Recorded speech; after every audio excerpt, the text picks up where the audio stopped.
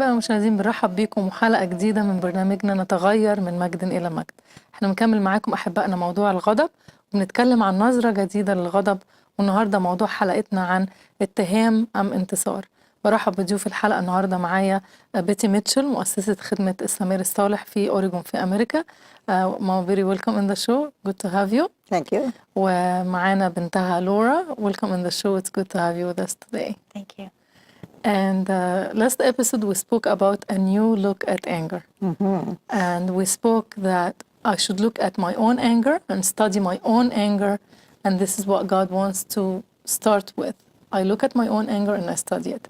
المرة اللي فاتت اتكلمنا عن كل واحد فينا ينظر لغضبه ويتفحص ويذاكر غضبه هو مش غضب الآخرين علشان يقدر يتغير فيه. So if you'd like to continue more about this.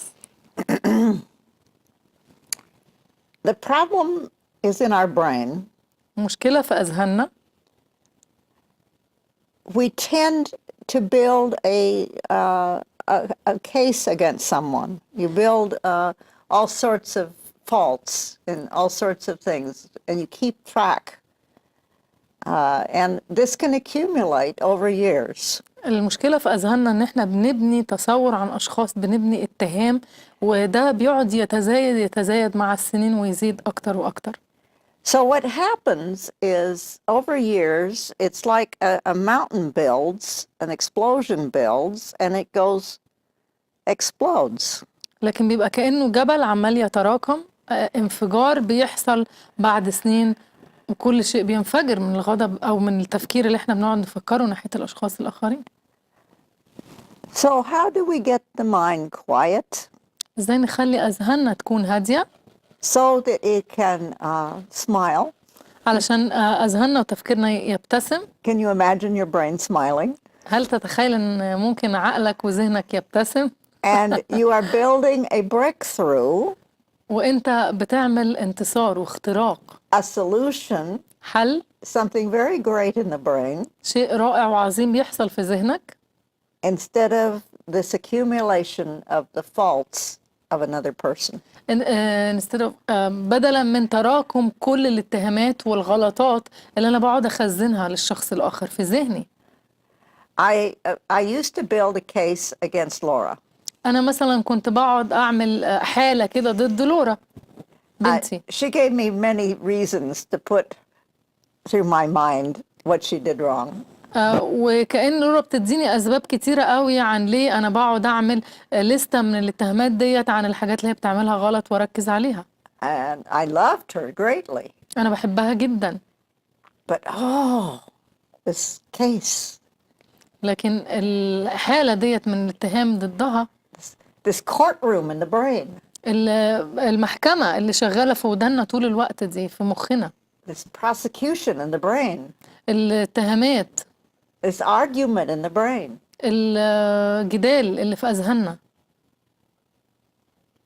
One day the Lord spoke to me. في مرة الرب اتكلم ليا. And he said, I want you to give her a clean white sheet of paper. والرب قال لها أنا عايزك تديها ورقة بيضة فاضية خالص. Every day. كل يوم. Now I was not to hand this to her. أنا مش هديلها في إيديها. And I was not even to tell her. وأنا مش هقول لها. It was something I had to do. دي حاجة أنا هعملها في داخلي.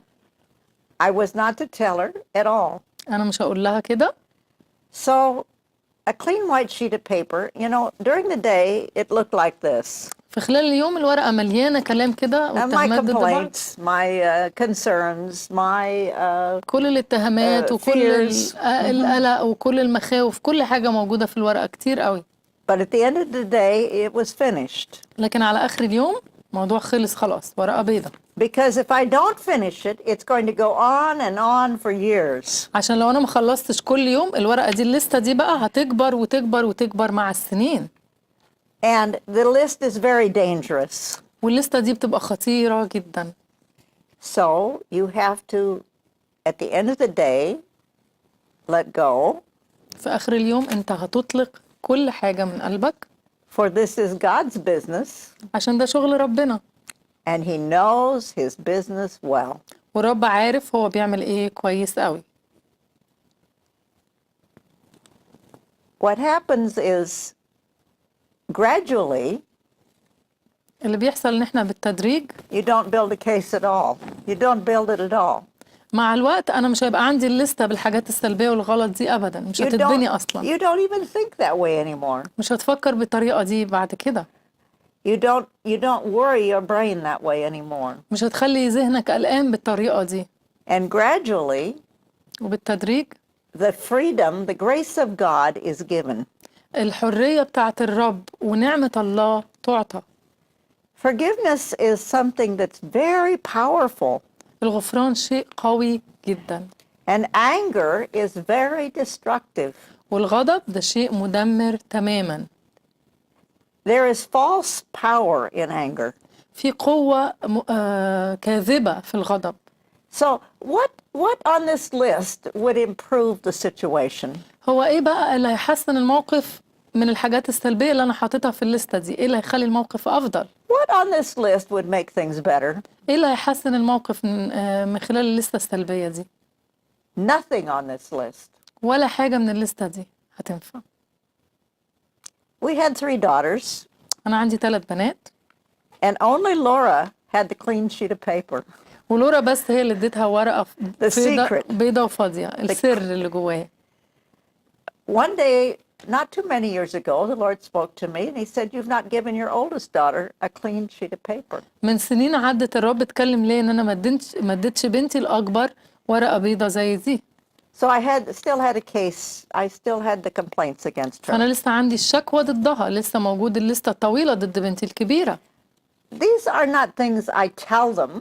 دي حاجات انا مش بقولها لهم، مش بروح اقول لهم كده. These are the things hidden in my brain. دي حاجات جوه في ذهني وعقلي. The things that disturb our mind. الحاجات اللي بتضايق عقولنا، بتلخبط عقولنا جدا. So the Lord spoke to me and he said, "I want you to give your oldest daughter a clean sheet of paper." فالرب جه واتكلم ليه، قال انا عايزك تدي بنتك الكبيرة ورقة بيضة فاضية. My list was long. الليستة بتاعتي كانت طويلة قوي قوي. So it took me about 5 days to say it's finished. قعدت 5 أيام علشان أقدر أخلص الموضوع وأقول أيوة أنا قادرة أعمل كده. And give her freedom. وأديها حريتها من جوايا. This is freedom. دي الحرية. This is bondage. وده القيد. This is freedom. دي الحرية إن أنا أغفر. This is bondage. وده القيد إن أنا أحتفظ بالمرارة والغضب. Suddenly, our oldest daughter had great breakthroughs. وفجأة بنتي الكبيرة حصل لها اختراق وانتصار روحي غير عادي. She began to bloom. ابتدت تزدهر.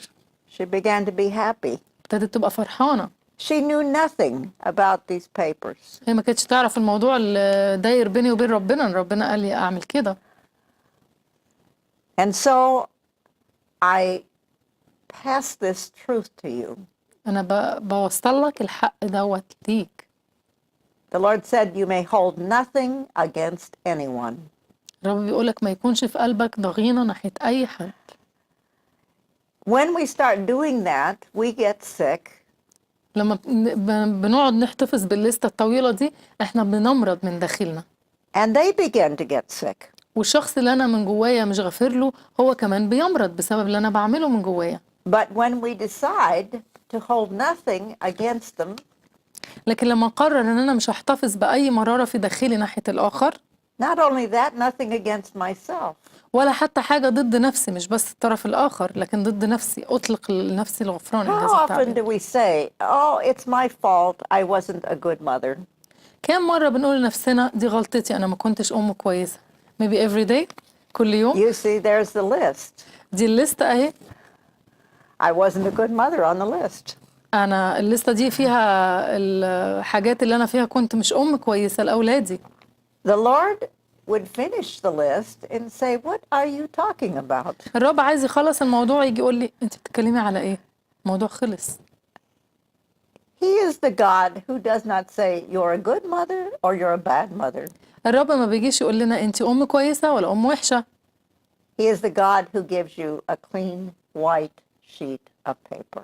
هو بيجي يديكي ورقة نظيفة وبيضة وفاضية. بيغفر No لك. faults, مفيش غلطات.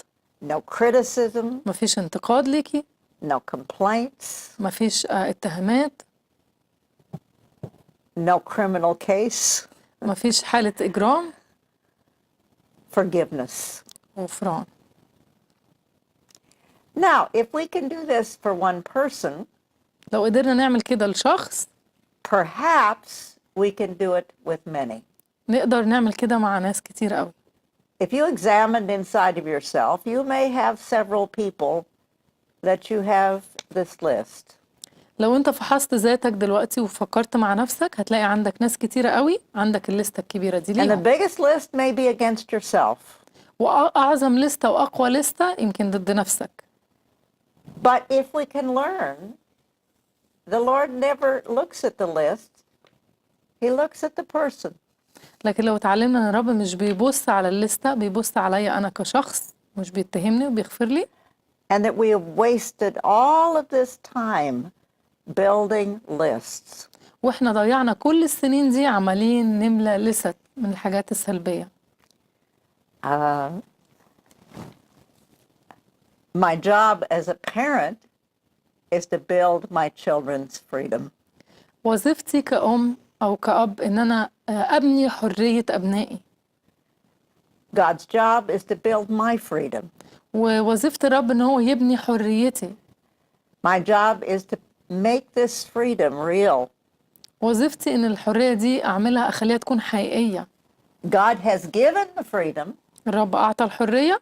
He has the power to destroy the list. والرب هو الوحيد اللي عنده القدرة إن هو يدمر كل الليستة السلبية دي. He could say to me, what is this list? الرب يجي يقول لي إيه ده الليستة اللي أنت عاملاها What دي؟ is going on here? إيه ده اللي مكتوب هنا ده؟ إيه اللي بيحصل ده؟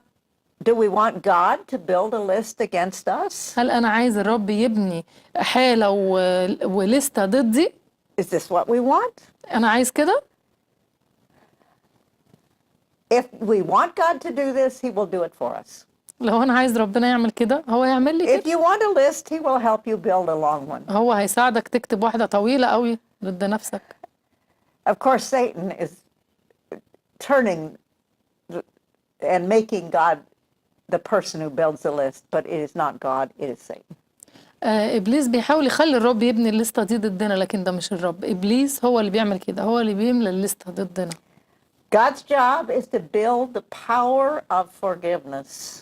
وظيفة الرب إن هو يبني قوة الغفران. Our job is not to turn the paper over. وظيفتنا إن إحنا ما نلفش الورقة ونرجعها لليستة الاتهامات. And remember all of those faults and all of those weaknesses and all of those things that happened. وما نقعدش نفتكر كل الأخطاء والضعفات والحاجات والسقطات اللي حصلت. There is a saying that sufficient unto today is the trouble thereof. في آية بتقول it's a verse يكفي اليوم شره. And what this list represents is years of the trouble. والليستة دي بتمثلها هي سنوات من المعاناة. No person can make this list better. محدش يقدر يصلح الليستة دي ويخليها أفضل. Only God made the list better الرب بس هو اللي يخليها أفضل. by taking it away from us. إن هو ياخدها مننا الليستة دي. Now, we are supposed to be building relationships. And can we discuss this after Yes. the break? بعد الفاصل، خليكم معنا. بعد الفاصل هنكمل إزاي نبني علاقاتنا.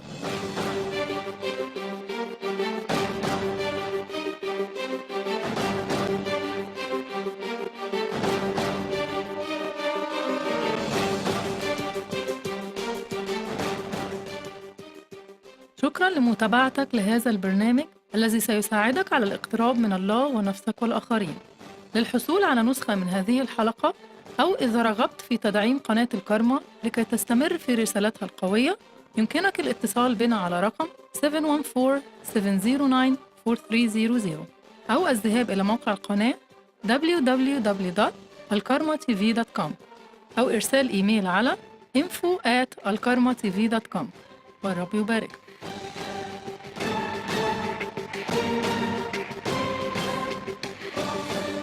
مرحبا بكم مرة تانية أحباء المشاهدين. وقبل الفاصل كنا بنتكلم عن لستة الاتهامات اللي احنا بنبنيها ضد نفسنا أو ضد الآخرين، والرب عايز ياخد اللستة دي يدمرها، ودلوقتي الرب عايز يتكلم لينا ازاي نبني علاقاتنا. So God wants to talk to us how to build relationships. Well, and do we want to build them, هل السؤال أنا عايز أبني العلاقة؟ ده السؤال.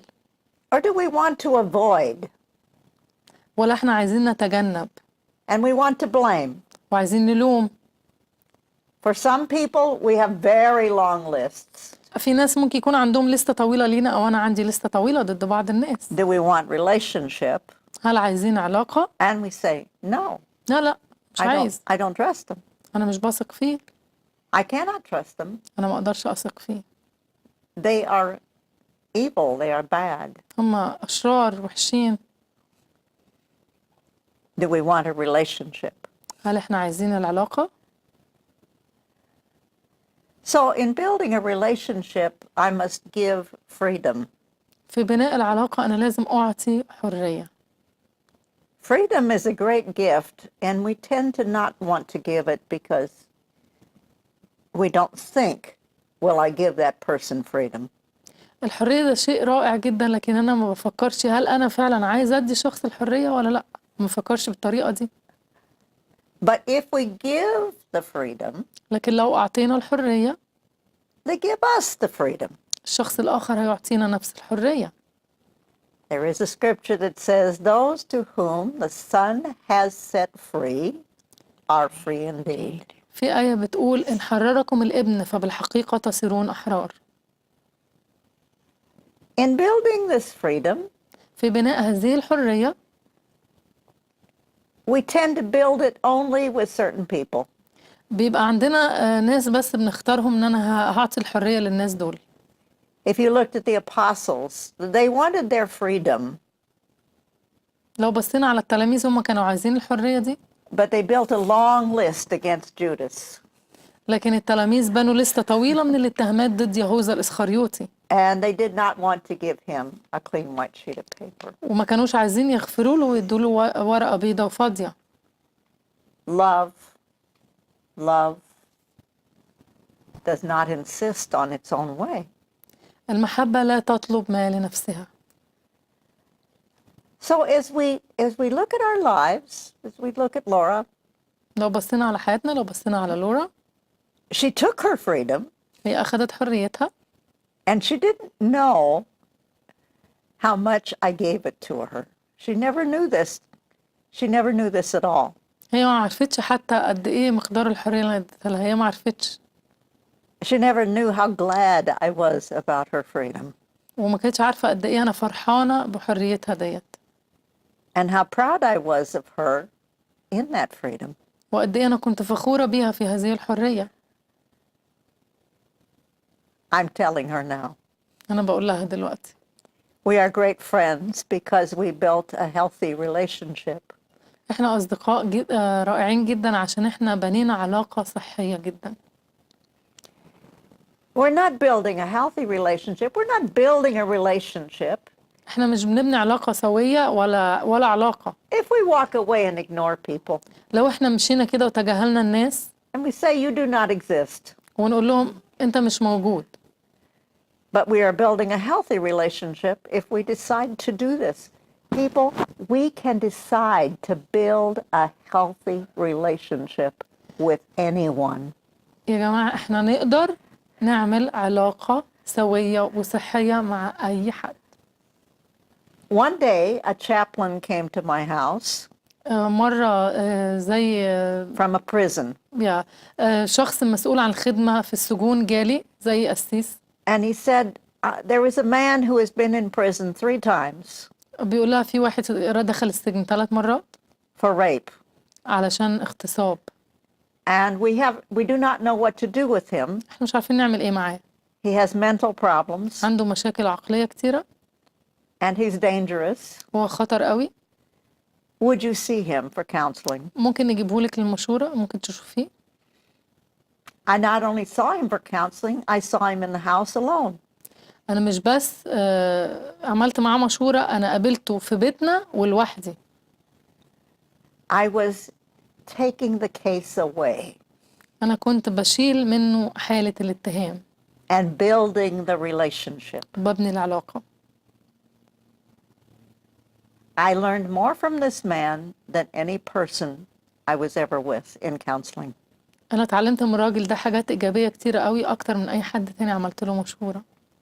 In order to build a relationship, we have to be willing to lose a lot. علشان نقدر نبني علاقة لازم يكون عندنا الرغبة إن احنا نترك بعض الأشياء أو نخسرها في وجهة I نظرنا. was willing for the man to kill me. أنا ما كانش عندي مشكلة لو الراجل ده قتلني. I was willing for anything to happen, but I was not willing to lose the man. أنا مستعدة لأي تضحية ولأي تمن، بس الحاجة الوحيدة اللي ما كنتش مستعدة لها إن أنا أخسر الشخص ده. When he saw this, his life dramatically changed. لما هو شاف الموضوع ده ووصلت له الحقيقة دي، حياته اتغيرت تماما بعد الجلسة دي. I have seen this in thousands of cases. أنا شفت الموضوع ده في حالات عشرات بل آلاف من الحالات. I often took the most dangerous. أنا خدت الحالات الخطيرة جدا في المشورة. But I learned from Laura كان because she اتعلمت was من the لورا، first to receive a clean white sheet of paper لكن أنا اتعلمت من لورا عشان هي أول واحدة تاخد لستة فاضية ما فيهاش اتهامات، ورقة بيضة، that I could give it to everyone. إن أنا أقدر أديها لأي حد، الصفح والغفران ده. And then the mind is no longer angry. وبعدها بعد ما أدي الورقة ديت، ورقة الصفح والغفران، ذهني مش هيكون غضبان خلاص. Sometimes Satan tempts us. You remember this, you remember that. أحيانا إبليس Don't بيضحك be علينا يقعد stupid. يقول أنت فاكر ده وأنت فاكر ده، ما تبقاش غبي، أنت فاكر. And I laugh in his face. وأنا بضحك في وش إبليس. I remember the clean white sheet of paper. لما يجي يعمل اتهامات تاني في ذهني، بفتكر الورقة البيضة اللي أنا اديتها بتاعة الغفران، وبضحك على إبليس، ما He's بدلوش only فرصة. tempting me to go back to the case. هو بيخدعني عشان عايزني أرجع تاني No, للليستة. no, no, no. لأ، But I laugh in his face أنا بضحك في وش إبليس، مش بديله الفرصة، because he can no longer win me. عشان هو مش هيقدر يكسب المعركة تاني معايا. Now, there are some people we like better than others. Is that true? أحيانا في ناس بنحبهم أكتر من ناس، مش ده مظبوط؟ Of course. True, very true. And I learned to like all people the same. وأنا اتعلمت إن أنا أحب كل الناس زي بعض. It was very hard for me كان صعب قوي عليا، because you have these little cases in there, عشان انت عندنا الحالات ديت من الاتهامات بانيينها ضد الناس، these small things in there. الحاجات البسيطة اللي جوانا كده الصغيرة دي. And so, you begin to like this person and trust this person, but you don't like that person and you don't trust them. فأنا ابتدي أحب الشخص دوت واثق فيه، بس مش بحب الشخص دوت ولا بثق فيه.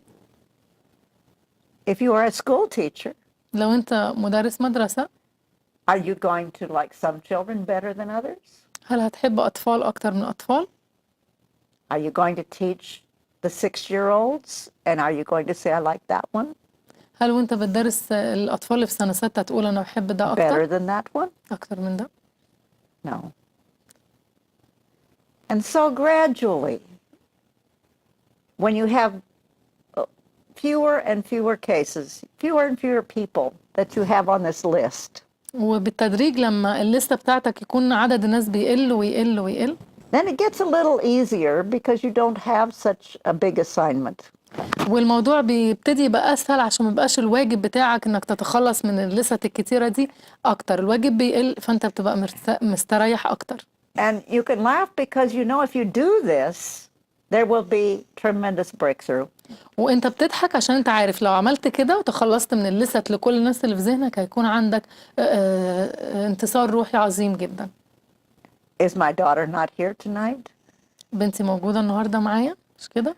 The last time we traveled together alone is 1987. آخر مرة سافرنا مع بعض فيها كانت سنة 87. We are here together. احنا هنا مع بعض النهاردة. We are here because we're one in the Lord and in His power to put us together. احنا واحد في الرب وفي قوته إن هو يجمعنا ويوحدنا مع بعض. I wake up every morning glad for her life. أنا بصحى كل يوم سعيدة لأجل حياتها. And glad for the lives that I chose. وسعيدة لكل حياة الناس اللي أنا اخترتهم. Do you understand? فاهمين؟ Do you understand? فاهميني؟ Do you understand?